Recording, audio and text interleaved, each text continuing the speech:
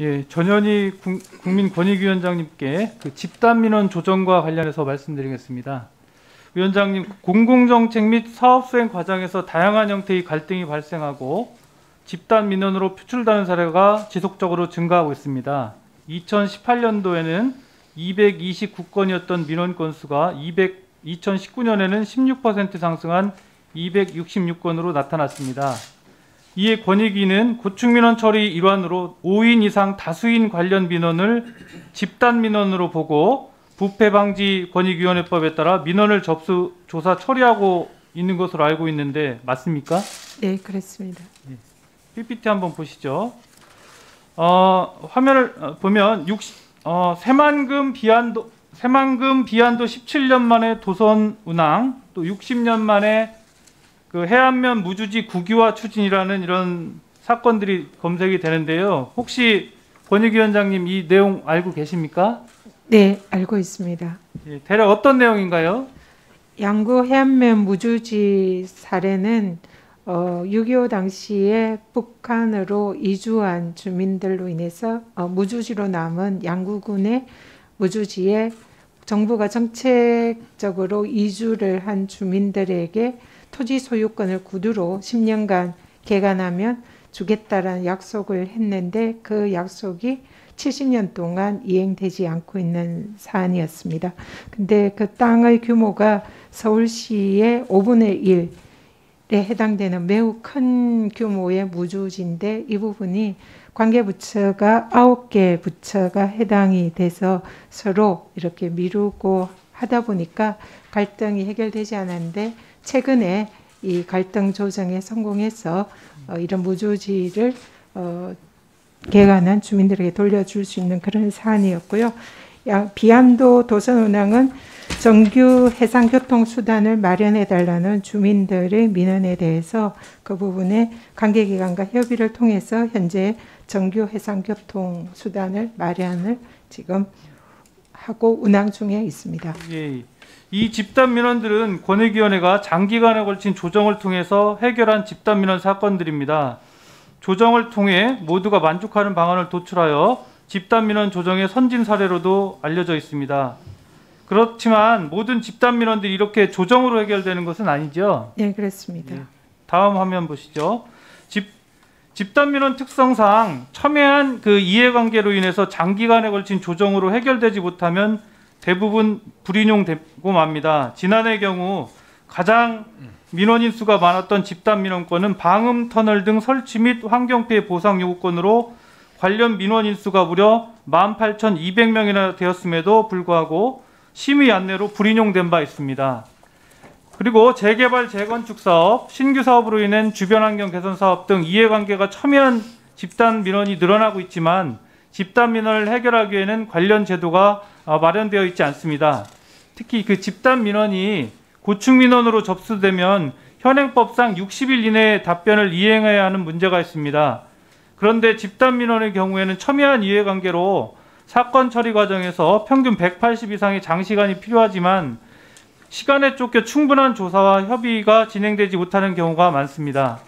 또한 집단민원과 관련한 전문가가 많지 않다고 보니 고충민원을 처리하는 조사관의 개인적 역량에 따라 조정 여부를 판단하여 사건을 처리하는 경우가 대부분입니다. 다음 화면 보시죠. 이에 해결되지 못하는 경우가 집단민원의 경우에 점차 늘어나서 2017년도에 불인용건 93건으로 전체 집단민원 접수건 대비 40% 정도였지만 2019년도에는 180건으로 전체 집단민원 접수건 대비 68%로 증가를 했습니다. 상황이 이렇다 보니 집단민원의 경우 당사자 간의 조정을 통한 해결이 우선적으로 이행이 되어야 하지만 2016년에는 조정건이 72건으로 전체 집단민원 접수건 261건 대비 27.6%였지만 2019년도에는 47건으로 전체 집단민원 접수건 266건 대비 17.7%로 나타나서 조정 건수가 점차 줄어드는 그것으로 나타났습니다. 열심히 이제 권익위원회에서도 나름대로 한다고 제가 보는데 이렇게 이런 실적이 안 좋아지는 현상에 대해서 위원장님께서 어떤 의견을 가지고 계십니까? 네, 지금 의원님께서 지적하신 대로 현재 집단 민원 조정에 관한 그런 제도라든지 법령이 근거 규정이 없는 상황입니다. 그래서 일반 고충 민원과 같은 절차 내에서 같은 인력이 같이 해결을 하고 있는데 개별적인 그런 민원의 경우에는 보다 기간도 짧고 실제로 해결하기가 용이한 측면이 있지만 집단 민원의 경우에는 정부 다부처 그리고 지방자치단체 이런 여러 기관에 걸쳐서 이해관계가 얽혀 있기 때문에 실질적으로 일반 고충 민원과 다른 절차가 필요하고 기간도 더 많이 필요합니다. 그리고 보다 전문성을 요하게 되고요. 아까 양구군 사안의 경우에는 해결하는데 3년이 걸렸거든요, 실제로.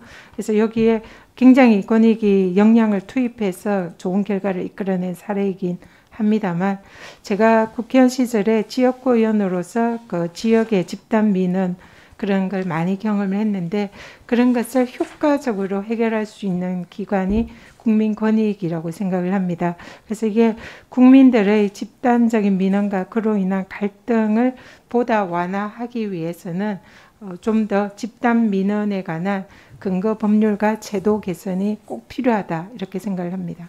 예, 그 집단 민원의 경우에 그 적게 해결되지 못하고 장기화가 될 경우에 심각한 국민 권익의 침해와 정부 불신, 사회통합 저해 등 부작용이 초래된다고 하겠습니다.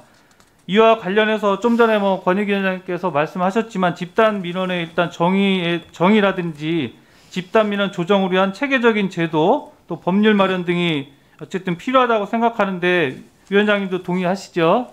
네, 그렇습니다. 예, 집단 민원의 조속한 조정으로 국민들이 권익을 보호할 수 있도록 관련 법률을 본위원도 현재 준비를 하고 있습니다.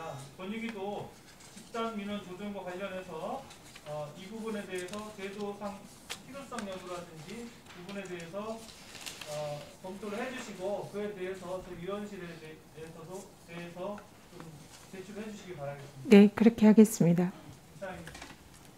네, 이정문 의원님 수고 많으셨습니다. 다음은 국민의힘 비례대표이신 이영호님의 질의 차례입니다. 질의해 주시기 바랍니다.